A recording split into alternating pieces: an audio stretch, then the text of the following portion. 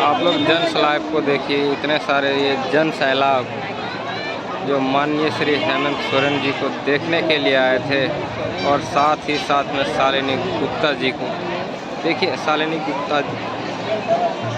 जी का समर्थक हैं ये सब, इतने सारे समर्थक आए हुए थे, जो कि शालिनी गुप्ता अभी जेएम की सदस्यता प्राप्त करके हो चुकी हैं, और ये सदस्यता ग्रहण समारोह समाप्त हुआ और इस प्रकार से भीड़ टूट पड़ी है, सब अपने अपने घर की ओर लौट रहे हैं। तो आप लोग ये भीड़ को देख के